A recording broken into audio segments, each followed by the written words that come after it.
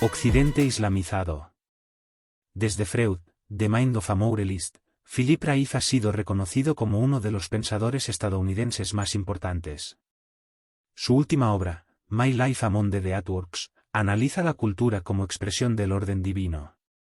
Esto puede servirnos como punto de partida para explicar por qué la pretendida civilización laica no puede desembocar en un paraíso global de justicia y prosperidad, sino solo en la dominación universal del islamismo.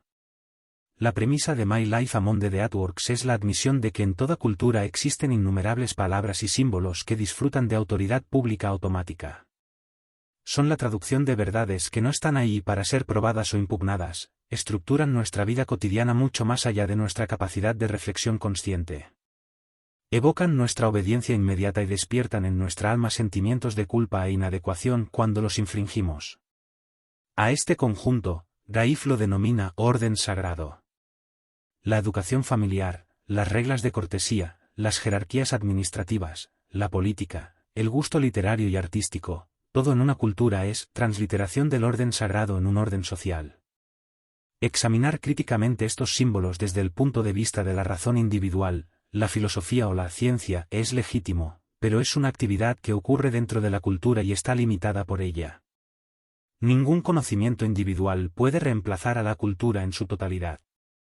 La máxima profundidad que el examen de los símbolos puede alcanzar es la que se observa en el psicoanálisis, independientemente del contenido específico de las teorías de Freud, la penetración del examen racional en las brumas del inconsciente para desactivar la sobrecarga de autoridad de los símbolos sagrados.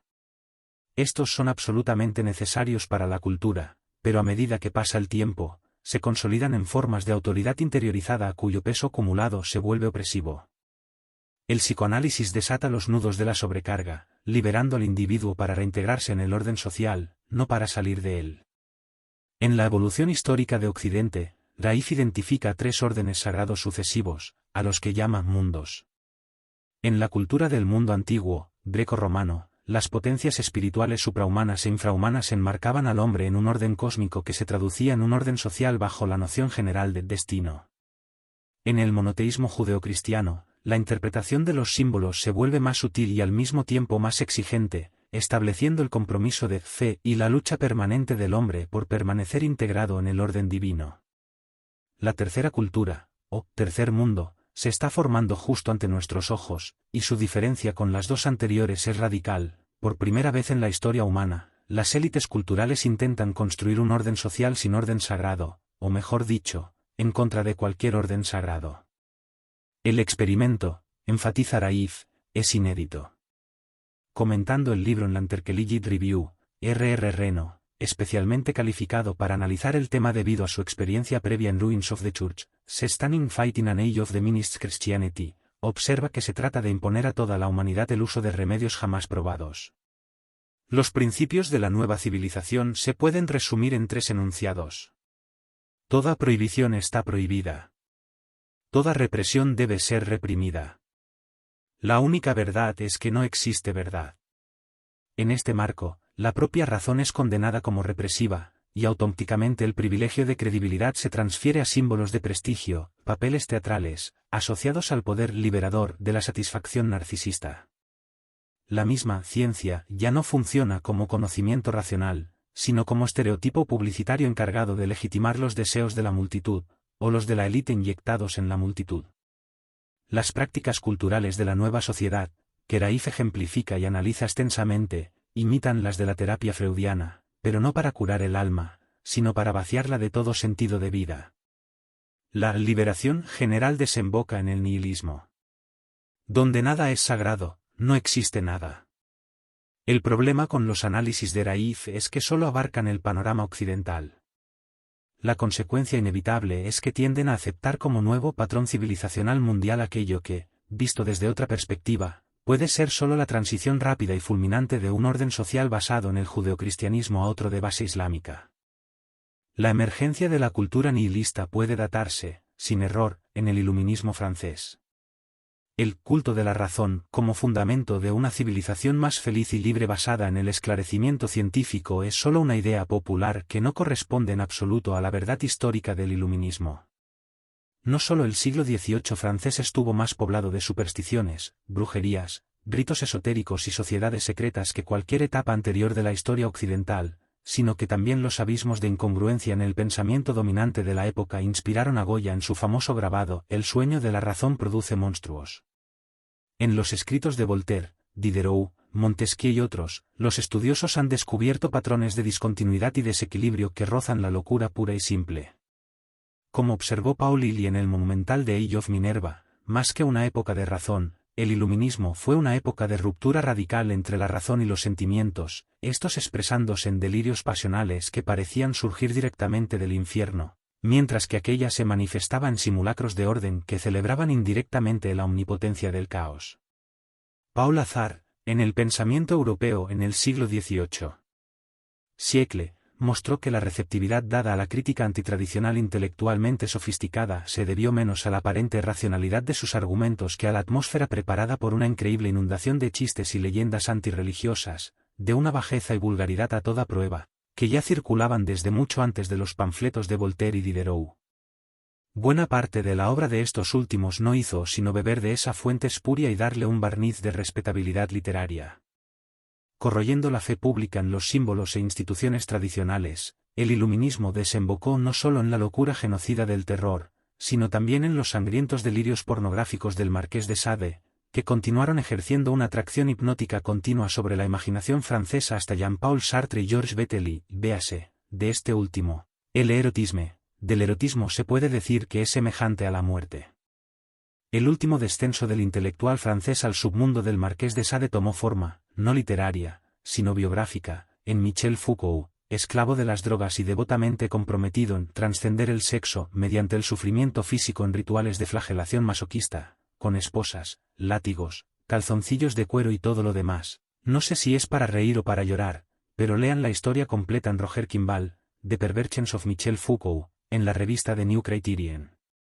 La inspiración nihilista del movimiento revolucionario puede haber sido oscurecida por un breve momento gracias al surgimiento de la utopía proletaria, pero su naturaleza profunda no tardó en reaparecer en forma de montañas de cadáveres, una acumulación impensable de sufrimiento humano, que finalmente resultó en el fiasco de la URSS y los arreglos capitalistas del comunismo chino.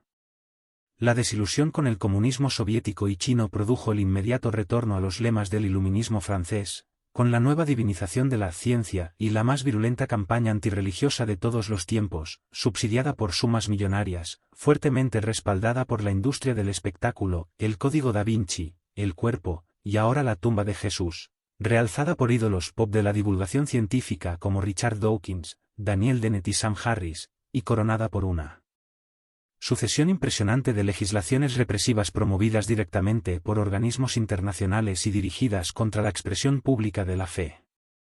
Inyectada en un ambiente previamente preparado por lo políticamente correcto, y coincidiendo en el tiempo con la nueva ola de antisemitismo europeo y con la matanza generalizada de cristianos en países islámicos y comunistas, la campaña da un paso enorme hacia la extinción del legado civilizacional judeocristiano y la instauración mundial de la socialdemocracia laica, el premio de consolación otorgado por la élite globalista a la izquierda mundial por el fracaso del comunismo ruso-chino. Ahora bien, la absoluta incapacidad de la socialdemocracia laica para resistir la invasión cultural islámica ya está más que demostrada en la práctica.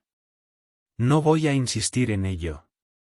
Los interesados que lean Eurabia, de Euro-Arab Axis, de Bad Yeor, de The Art of the West, de Patrick J. Buchanan, St. Martin's Press, 2002, y The Evolution of Britain, de Peter Hitchens, solo a título de ejemplos. La debilidad incurable de lo que un día fue Occidente proviene del hecho de que, vaciados del contenido vital que recibían de la tradición judeocristiana, los mismos principios que llevan a los intelectuales europeos a defender sus países contra la tiranía islámica, modernidad, razón científica, democracia, progreso capitalista, libertad de expresión, primacía del consumidor y comodidades de la seguridad social, se convierten en instrumentos de corrosión de las identidades nacionales y de la capacidad de autodefensa cultural. Desde hace mucho tiempo, los estrategas islámicos han percibido esto, de lo contrario, no habrían podido concebir la guerra simétrica ni el uso masivo de la inmigración como arma de combate. El melancólico protesto de Oriana Fallaci, clamando contra el fin de Europa y sin poder argumentar en su favor, excepto su amor personal por las delicias de la modernidad, suena tan fútil e impotente ante las abrumadoras demandas morales de la autoridad islámica que se convierte en el símbolo mismo de una civilización agonizante. Lo que queda en el fondo del nihilismo es el hedonismo, pero sería en vano intentar construir, o defender, una civilización basada en él. El hedonismo atrae intereses, pero no es fuente de autoridad. En sí mismo, es nihilismo en versión ligera. Los anuncios de restaurantes no pueden competir contra el vigor del protesto islámico. Pero la fuerza de la invasión islámica no reside solo en la debilidad del adversario. Hay un poder efectivo, positivo, por así decirlo, intrínseco al mensaje islámico, que lo hace especialmente apto para apropiarse de un cuerpo civilizacional debilitado por el nihilismo.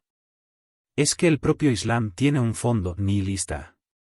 La destrucción de los ídolos de la Kaaba por parte de Mahoma es el advenimiento de un monoteísmo abstracto que barre del planeta los símbolos visibles de lo divino y lo reemplaza con el culto disciplinado de lo absolutamente invisible. La prohibición radical de las imágenes equivale a una política de tierra quemada espiritual, donde lo único que queda para atestiguar la presencia divina es el llamado auditivo de un sustantivo abstracto. Aya no significa propiamente Dios, nombre propio, sino la divinidad. En las mezquitas, el equivalente al altar es el mihrab, un espacio vacío cavado en la pared, que designa a la divinidad eternamente ausente e inalcanzable.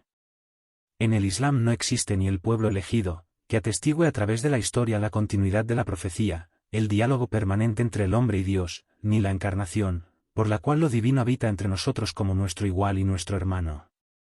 El ciclo de la profecía ha terminado, Dios habló por última vez a Mahoma y no hablará más hasta el fin de los tiempos. El silencio solo es roto por el llamado de los muecines en lo alto de las mezquitas, convocando a la humanidad a postrarse ante el eternamente ausente que, frente a la nulidad de la tierra, se convierte en el único presente. Y según el Islam, Dios nunca ha estado entre nosotros, fue solo una apariencia, o mejor dicho, una aparición. Noble y espiritual en la medida que se quiera, pero aparición. La ella y la haya, no hay Dios más que Dios. Todo lo demás, en rigor, es inexistente. Solo existe Dios, inaprensible e incorpóreo, y, al otro lado, la nada. En un mundo vaciado por el nihilismo, el Islam se convierte en la única religión viable. Por lo tanto, sigue siendo válida, a pesar de errores de detalle, concernientes por ejemplo a China, el análisis hecho en 1924 por René Guénon, el mismo musulmán, en Oriente Taxeden, según el cual Occidente solo tendría, a partir de ese momento, tres caminos para elegir: la reconquista de la tradición cristiana, la caída en la barbarie y los conflictos étnicos sin fin, y la islamización general. Aquellos que pretenden defender Occidente basándose en el laicismo o el ateísmo solo contribuyen a fortalecer la segunda alternativa, frente a la cual la tercera puede surgir, más pronto o más tarde, incluso como alternativa humanitaria. La civilización laica no es una promesa de vida, es la agonía de una humanidad en decadencia que, un minuto antes de la muerte, terminará pidiendo ayuda al Islam. No olvides darle me gusta y suscribirte al canal. Este texto fue tomado del artículo Occidente islamizado, escrito por el filósofo Olavo de Carvalho en 2007.